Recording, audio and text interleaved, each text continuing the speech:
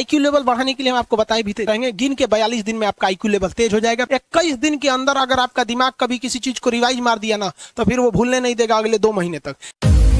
Brain का सबसे महत्वपूर्ण हिस्सा जो होता है सेरिब्रम होता है। सेरिब्रम ही हमारी मेमोरी को कंट्रोल करके रखता है। जिसकी मेमोरी अच्छी होती है उसे पढ़ाई लिखाई की चीजें, हर चीजें याद रहती हैं। तो इसको नापने का भी कोई ना कोई एक यूनिट होना चाहिए ना। जैसे हम आपको गेहूं देंगे तो तुरंत ही उसको किलो में नापिएगा, चावल देंगे तो किलो में नापिएगा, कपड़ा देंगे तो मीटर में नापिएगा, गैस देंगे तो वॉल्यूम में नापिएगा, एमएल में नापिएगा, लीटर में पानी नापिएगा। उसी तरह से हम कितना देर याद रखते हैं इसको कार्टेक्स में नापते हैं। जिसका कार्टेक्स ज्यादा उसको कहते हैं कि ससुरा बहुते इसका दिमाग तेज है, यानी इसका आईक्यू लेवल ज्यादा है। और जिसका कार्टेक्स यानी याद रखने की क्षमता कम है उसे कहते हैं कि इसका कार्टेक्स कम है, यानी आईक्यू लेवल इसका कम है। समझ में आ गया कि नहीं आ गया? किसी को दिक्कत? अब हम आपको एग्जांपल देते हैं। आपकी लाइफ में बहुत सारे टीचर आए होंगे। कुछ टीचर आपको नोट्स खोल के पढ़ाते हैं। कोनो किताब उताब नहीं है जी? हाँ, कोनो किताबें नहीं, खाता बुक वे देना है, इसी को समझा देते।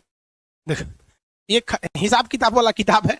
दिवाली के समय हिसाब किताब फाइनल होता है ना, सबका सैलरी उलरी का। तो कुछ टीचर को देखिएगा ना, तो ऐसे एक किताब लेके रखे रहेंगे लोग और इसी में देख के पढ़ा देंगे। बाबू देखो, नर्वस सिस्टम का 2 पार्ट होता है, 2 ना 3 होता है। नर्वस सिस्टम का 3 पार्ट होता है। ऐसे लोगों का मतलब, ये खाता बुक रख दो भाई, इसका हिसाब दिवाली में हो जाएगा। तो ये ऐसे लोगों का इस आईक्यू लेवल कम है। लेकिन कुछ लोगों को देखेंगे आप, उनको किताब उताब से मतलब नहीं होता। जैसे आप इलाहाबाद यूनिवर्सिटी कभी जाइए तो देखिए, या बड़े टीचर आईआईटी वगैरह जाएंगे, बहुत एकदम टीचर आते हैं आराम से, कोई नोट सोर्स कुछ नहीं, आया पढ़ा रहा है, चालू किया, एकदम मस्त एंजॉय करके चला गया। तो इनका आईक्यू लेवल ज्यादा होता है। आईक्यू लेवल बढ़ाने के लिए हम आपको बताए भी थे, दिमागीन खाइए, अच्छा रहता है।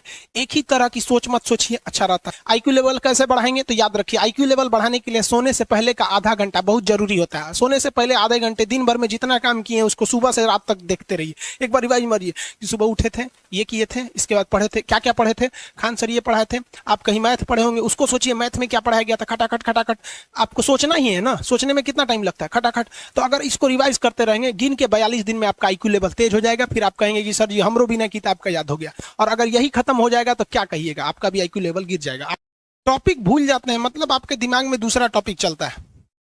आप लाइफ में किसको किसको आई लव यू बोले हैं, कभी भूले नहीं? कौन कौन आपको मारा है या कुछ उल्टा सीधा बोला है, नहीं भूलते हैं। रीजन क्या? आप कितनी बार किसी चीज को रिवाइज मारते हैं। 21 दिन के अंदर अगर आपका दिमाग कभी किसी चीज को रिवाइज मार दिया ना, तो फिर वो भूलने नहीं देगा अगले 2 महीने तक। यानी हर 21 दिन पे उसको रिवाइज मारते रहिए, मारते रहिए, मारते। और अगर हर 7 दिन पे मारेंगे ना, तो वो एकदम फिक्स हो जाएगा, एकदम फिक्स हो जाएगा।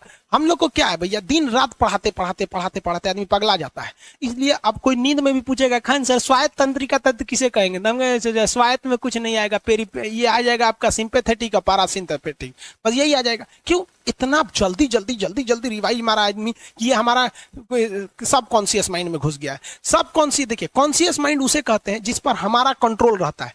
जैसे हमसे कोई पूछेगा कि आप भी अगर पूछेंगे कि खान सर जो 1 हफ्ता क्लास नहीं लिए थे कहाँ थे, तो हम सोचने लगेंगे ये स्टूडेंट है, इससे हर बात क्या बताएगा आदमी कि किस डॉक्टर के पास थे, कहाँ गए थे। नॉर्मल बोल देंगे बाबू थोड़ा सा मेडिकल हेल्थ इशू था इसलिए चले गए। लेकिन अगर मम्मी पापा पूछेंगे तो हर चीज बताएंगे।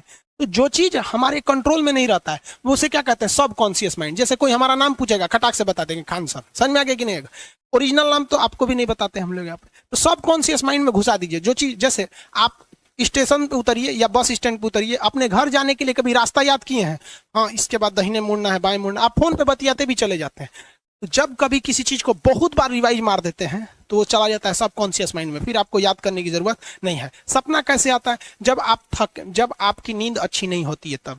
नींद प्रॉपर लिया कीजिए, नींद में कोई कमी नहीं आनी चाहिए। आप जिस दिन बहुत ज्यादा थके रहेंगे उस दिन कोई सपना नहीं आता है। हम लोग का जब ऑफलाइन क्लास रहता था, सुबह 7 बजे से रात 9 बजे तक पढ़ाता था आदमी, जो ने करवट सोता था उधरे उठ जाता था, सपना का नाम ही नहीं आता था। समझ में आ गया कि नहीं? जब भी आपके बॉडी में ऑक्सीजन की कमी आएगी वो चीज दर्द करने लगेगा। जैसे आप दौड़ेंगे तो आप सांस ज्यादा नहीं ले पाते, ऐसे लेते हैं तो बॉडी में सांस नहीं पहुंच पाता और हाथ पैर में आपके लैक्टिक एसिड जम जाता है, जिसलिए दर्द करने लगता है। तो जब कभी भी मेहनत करने लगेंगे या फिर दब हो जाएगा तो ब्रेन दर्द करने लगता है। दूसरा, कोमा क्या होता है? ब्रेन हमेशा वर्किंग करते रहता है। अगर वो रेस्ट में चला गया तो उसी को कोमा कहते हैं। अब परमानेंटली रेस्ट में चला गया तो मरिए जाएंगे। बेहोशी में क्या होता है कि ब्रेन और स्पाइनल कॉर्ड का संपर्क टूट जाता है। ब्रेन और स्पाइनल कॉर्ड का संपर्क टूट जाता है तो उसी को क्या कहते हैं, बेहोश हो गया है। पानी उन्हीं छिड़केंगे ना तो स्पाइनल कॉर्ड में उसमें संपर्क जुट जाएगा। लेकिन ब्रेन और स्पाइनल कॉर्ड काम ही नहीं कर रहे हैं तो कोमा में चले गए। कोमा को हाफ डेथ कहा जाता है, आधा मरा हुआ व्यक्ति है। जो व्यक्ति कोमा में चला जाता है ना, कोई जरूरी नहीं है कि वापस आएगा ही आएगा। लेकिन बेहोश है तो कोई दिक्कत नहीं, पानी फेंकिए मार देगा। उसको कहते हैं लोग बिहार में लोग दांत लग गया है, फीट मार दिया, पानी फेंकिए सही हो जाता है।